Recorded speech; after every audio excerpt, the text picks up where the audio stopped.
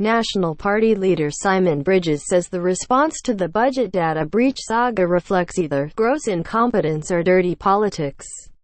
Last week, Treasury Secretary Gabriel Makhlouf said the Treasury had been systematically hacked only hours after the National Party revealed it had access to budget information.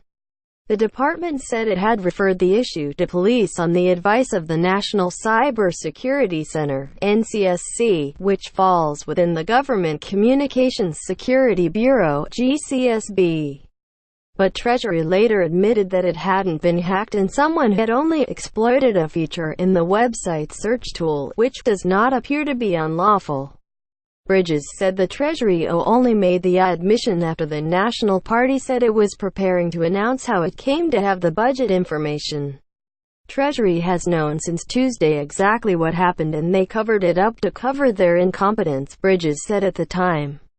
It was also revealed on Friday that Treasury had been advised by the NCSC to refer the matter to police for assessment last Tuesday as the data breach, as described to the NCSC, did not appear to involve Treasury's network being compromised.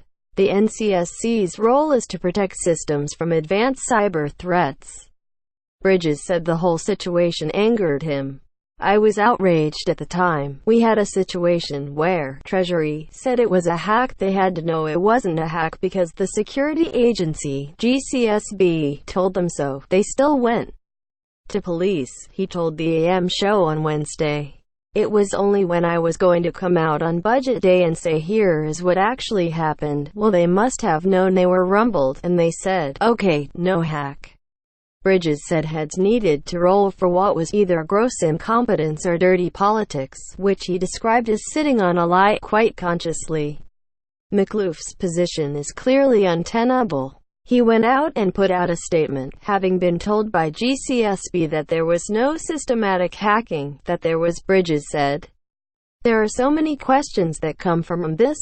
What was their basis for going to police? We know it wasn't that they thought there was a hack because GCSB told them so. The National Party leader said his calls for resignations wasn't about him, but about showing the government's incompetence.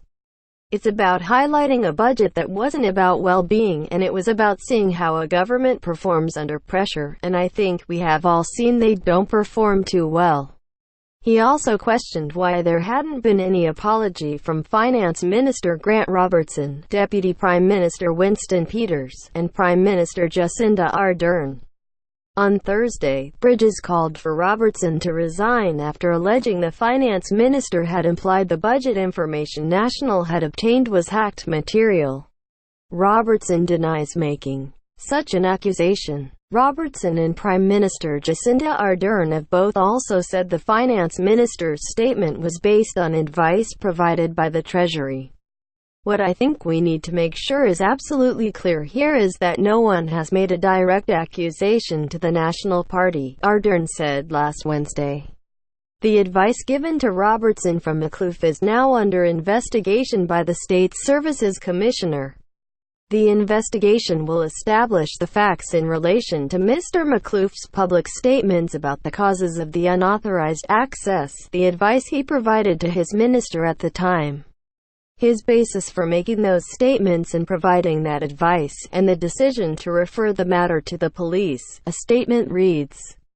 That comes on top of a separate inquiry into the hole in Treasury's website and how the information was obtained. Bridges also took issue with Peters. He went out to the press gallery and he made quite clear in his words that he knew what happened, that it was illegal, and that I needed to go, Bridges said on Thursday.